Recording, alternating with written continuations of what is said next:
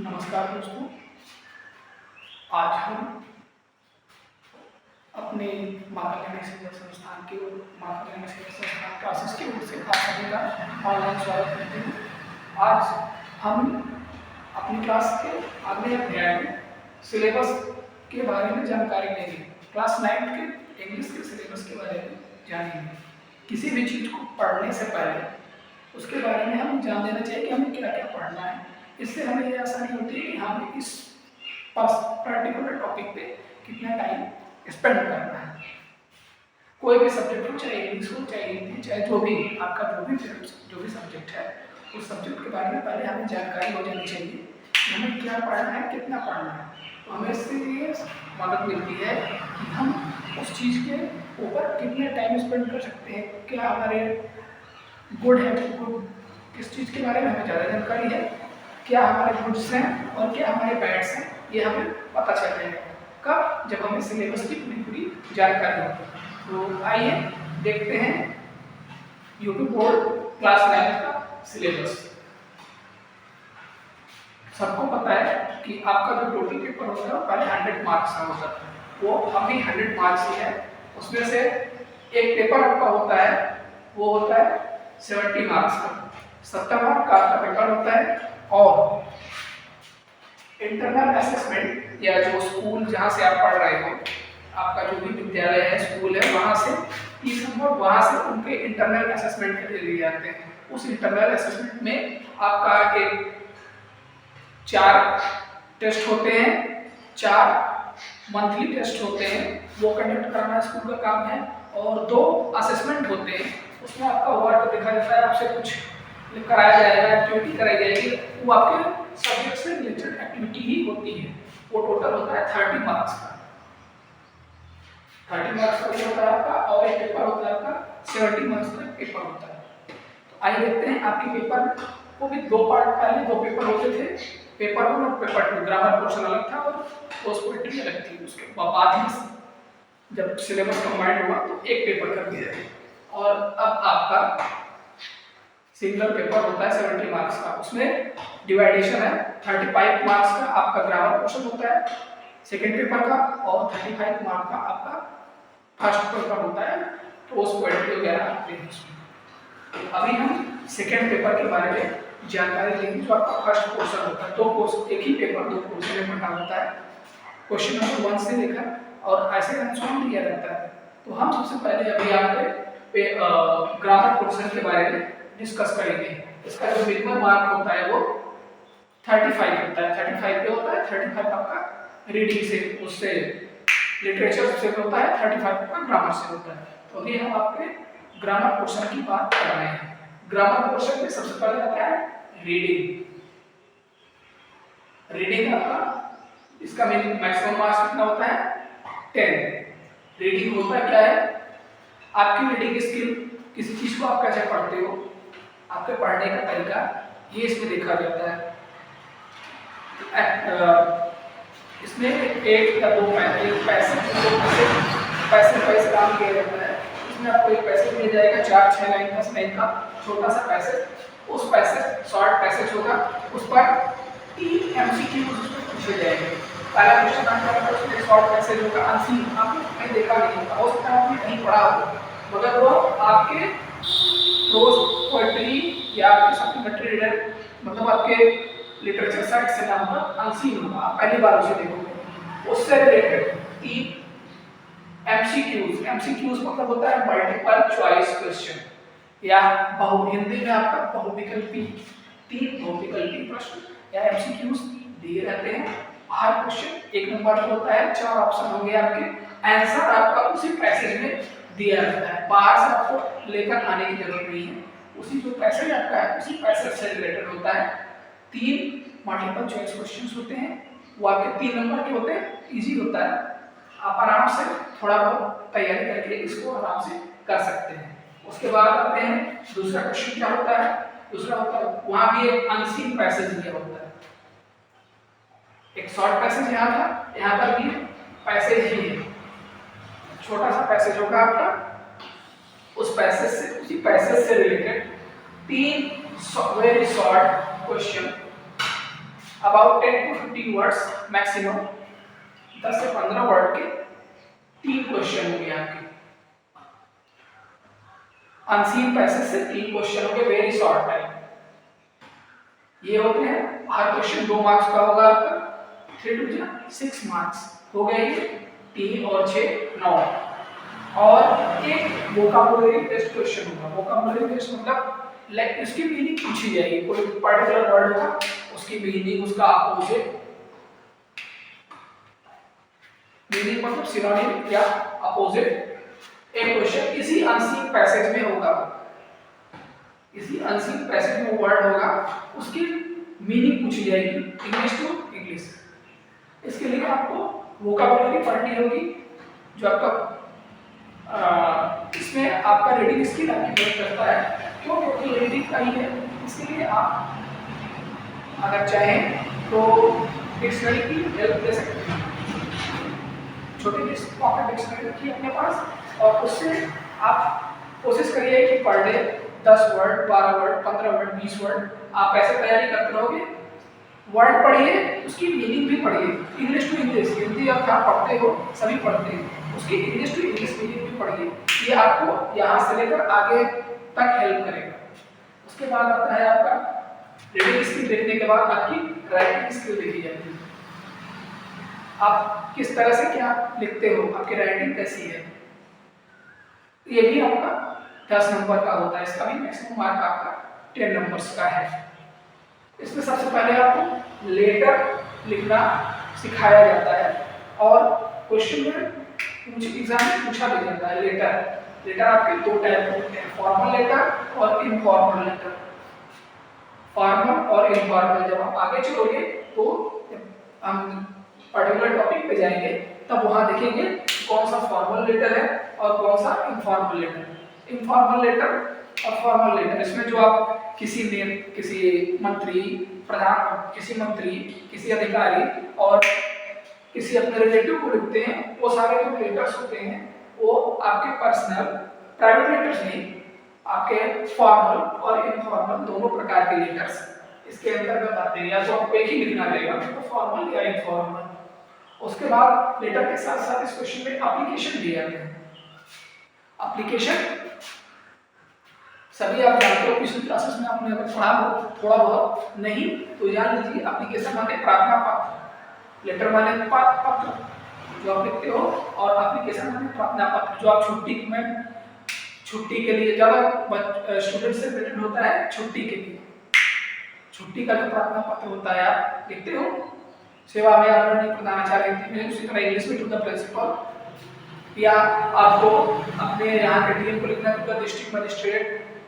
इसी तरह से और भी कई तरह के एप्लीकेशन होते हैं। तो राइटिंग स्किल में ये क्वेश्चन 4 नंबर का होता है। इसमें आपको या तो लेटर लिखना रहेगा। लेटर कैसे होते हैं? 2 टाइप के, या तो फॉर्मल या इनफॉर्मल, या आपको एप्लीकेशन लिखना रहेगा। वहाँ ऑप्शन में रहता है चाहे आप लेटर लिख लो चाहे एप्लीकेशन, जो आपको सुटेबल लगे, जो आपको आ रहा हो वो आप कर सकते हो अपनी सुविधा अनुसार। ये क्वेश्चन 4 मार्क्स का होता है।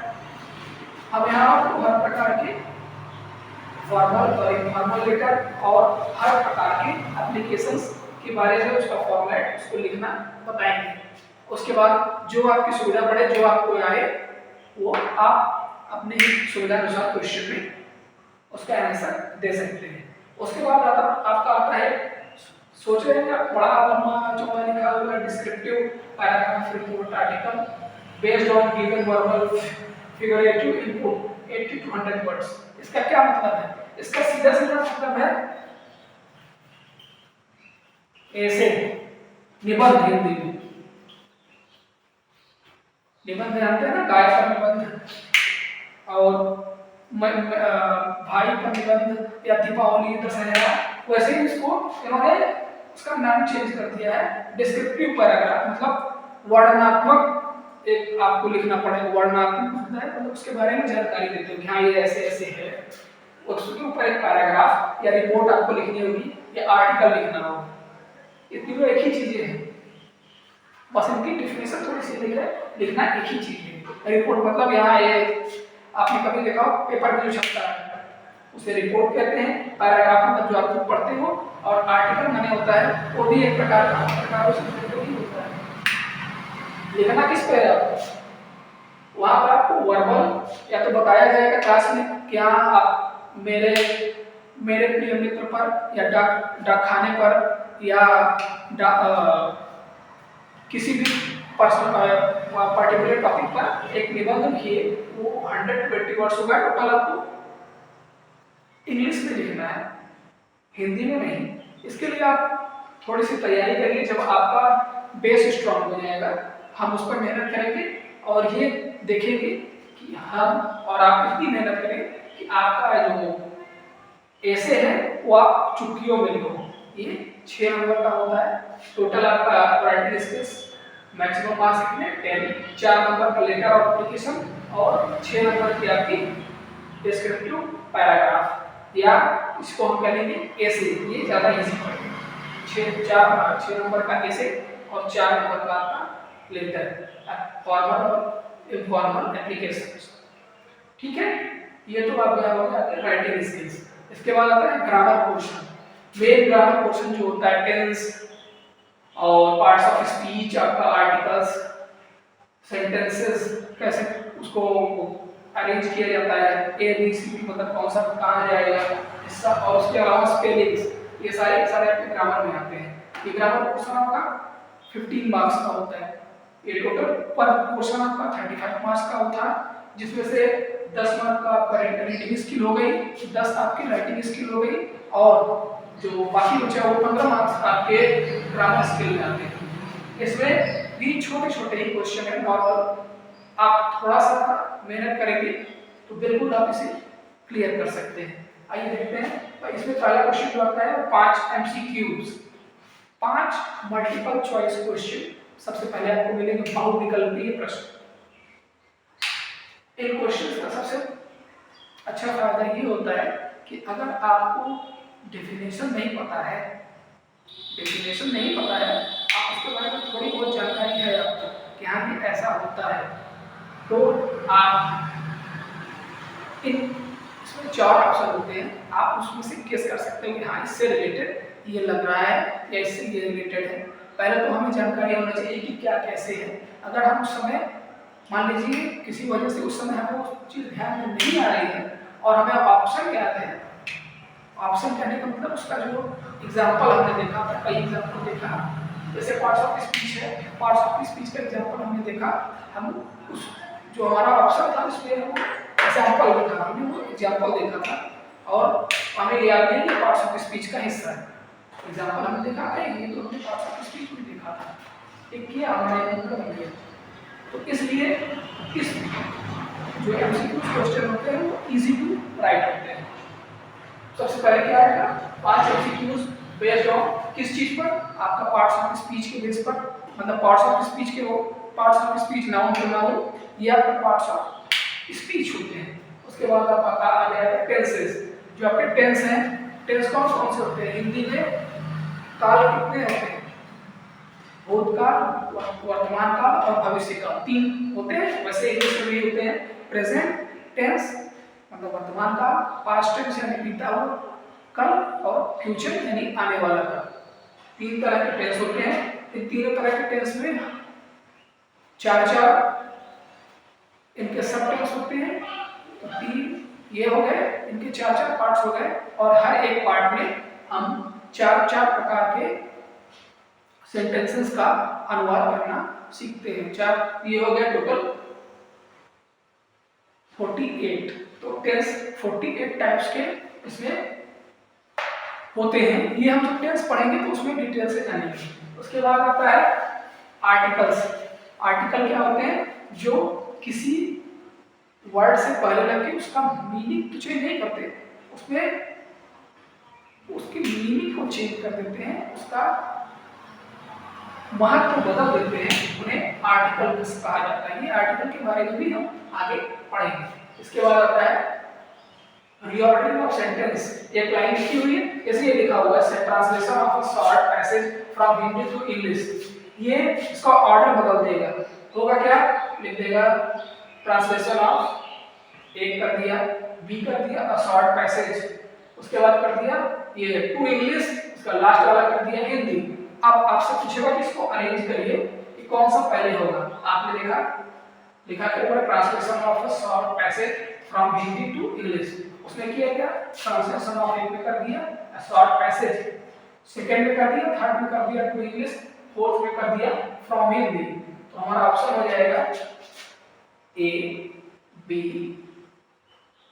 टी और सी। तो जिस ऑप्शन में ए बी टी सी ऐसे करके रहा है, मतलब ये चारों एकदम सीधी लाइन में अरेंज रहेगा, वो आपका आंसर सही हो जाएगा। तो वो क्या हो जाएगा, रीऑर्डरिंग ऑफ सेंटेंसेस के अंदर आता है। उसके बाद आपकी स्पेलिंग्स आती है। स्पेलिंग से ही जो आप याद करते हो, आपके बुक में स्पेलिंग्स दी हुई होगी, उसके लिए मैंने बताया कि आपको डिक्शनरी की जरूरत पड़ेगी, पॉकेट डिक्शनरी अपने पास रखिए और वो आपको स्पेलिंग्स को करेक्ट करने में कभी कभी करेक्शन के लिए आता है, कभी कभी फिलिंग द ब्लैंक्स के लिए भी आता है। कि एक एक क्वेश्चन होते हैं, 5 क्वेश्चन आपको मिलेंगे, 5 एमसीक्यूज। उसके बाद हम चलते हैं आगे। उसके बाद जो अगला क्वेश्चन है वो आपका ग्रामर के भी पोर्शन से रिलेटेड है। क्या है, वो आपके नरेशन, वॉइस और पंक्चुएशन से। अब आप कहेंगे नरेशन क्या होता है? नरेशन माने होता है किसी बात को बताना या बोलना या कहना, वो नरेशन के अंतर्गत आता है। दो तरीके से हम किसी बात को बोलते हैं। जैसे मैं अभी आपसे बात कर रहा हूँ तो मैं अपनी बात सीधे आप लोगों से कर रहा हूँ, इसको कहेंगे डायरेक्ट या सीधी बात, या वन टू वन हम आपसे सीधी बातें कर रहे हैं। इसके बाद आता है, एक होता है इनडायरेक्ट बात। मेरी इसी बात को कोई और आपको बताया कि सर ने ऐसा ऐसा कहा या फला आदमी ने ऐसा ऐसा कहा है, तो ये वो किसी और के द्वारा बताई जाए तो उसे हम क्या कहेंगे, इनडायरेक्ट बात या दूसरे की सहायता से की हुई बात। इसके बाद फिर आता है क्या, इसके बाद आता है वॉइस। वॉइस वाच जो कहा गया है सेंटेंस, सेंटेंस दो तरीके से कहा जाता है, कर्तृवाच्य और कर्मवाच्य। कर्तृवाच्य होता है कर्ता डायरेक्ट कर रहा है, कर्मवाच्य मतलब जो वो काम कर रहा है वो उसके द्वारा पहचाना जा रहा है, काम ही पहचान है। कर्तृवाच्य मतलब कर्ता जो कर रहा है वो पहचान है, कर्मवाच्य मतलब जो उसके द्वारा काम किया जा रहा है वो उस कर्ता की पहचान है कि ये काम ये कर्ता कर रहा है। जैसे मैं अभी आपको पढ़ा रहा हूँ तो मेरा द्वारा पढ़ाना था, मेरा कर्म हो गया, तो मैं अपने कर्म से जाना जा रहा हूँ। जब कोई बताया था वो उसको वो पढ़ा रहे थे तो ये हमारा कर्म हो गया, कर्मवाच्य हो गया या पैसिव वॉइस हो गया। और एक्टिव वॉइस मतलब एक्टिविटी जो हम भी कर रहे हैं वो एक्टिव वॉइस के लिए डायरेक्ट। उसके बाद होता है पंक्चुएशन। पंक्चुएशन ये भी आपका इस स्पेलिंग बेस्ड रिलेटेड क्वेश्चंस है। इसमें आपका कौन सी वर्ड, एडवर्ब और बहुत सारी चीजें हैं जो इस पंक्चुएशन के अंतर्गत आती हैं। ये क्वेश्चन होता है आपका, इसमें 3 क्वेश्चन आते हैं शॉर्ट टाइप के। इसमें आपको लिखना कुछ नहीं है, वही जो कहेगा वो आप वहां से जैसा उसमें डायरेक्शन दी रही वो आप कर दीजिए, बात खत्म। ये आपका 3 क्वेश्चन होते हैं, हर क्वेश्चन 2 नंबर का होता है, 3 2 जा 6 नंबर का ये हो गया। 5 नंबर का आपका ये एमसीक्यू वाला क्वेश्चन हो गया। कितने हमारे टोटल 5 और 6 6 5 11 नंबर का हो गया। इसके बाद आपका इस सेक्शन से लास्ट क्वेश्चन क्या होता है, translation of a short passage from Hindi to English. एक आपका पैराग्राफ होगा 2 लाइन 4 लाइन 6 लाइन 8 लाइन का 10 लाइन का, उस पैराग्राफ को आपको ट्रांसलेशन करना है हिंदी टू इंग्लिश, हिंदी से अंग्रेजी में ट्रांसलेशन करना है। ये जो पोर्शन है आपका ये स्कोरिंग पोर्शन है, जो आपके मेरिट बनती है, जो आपके नंबर्स खींचते हैं इसके सब्जेक्ट में, वो इसी पार्ट से खींचते हैं क्योंकि ये बहुत छोटे छोटे होते हैं और इन्हें आप आसानी से तैयार भी कर सकते हैं। थोड़ा सा ध्यान देकर हम इस ग्रामर पोर्शन को 35 नंबर्स में से 35 आउट ऑफ 35 ये कर सकते हैं। रीडिंग पोर्शन आपका बहुत ही सरल है, वैसे ही आपकी राइटिंग स्किल है। अगर आपका राइटिंग स्किल बहुत अच्छी है और आपका ग्रामर पोर्शन टेंस वगैरह सब कुछ अच्छे से तैयार है तो आप आराम से इसे कंप्लीट कर सकते हैं। ट्रांसलेशन भी बहुत ही इजीली हो जाएगा। ये तो आपका हो गया फर्स्ट पार्ट। पेपर का फर्स्ट पार्ट। ये आपका कितने का है? तो ये 35 मार्क्स के हैं। इसमें क्या क्या आता है? आपकी रीडिंग स्किल आती है, राइटिंग स्किल्स आती है और ग्रामर पोर्शन के क्वेश्चन आते हैं। टोटल 7 क्वेश्चंस हुए। इसके बाद हम अब इसके सेक्शन 2 की बात करेंगे, जिसमें आपका लिटरेचर से इसी क्वेश्चन में, इसी पेपर में ही सेकंड पार्ट में लिटरेचर पार्ट होता है, उसकी हम बात करेंगे।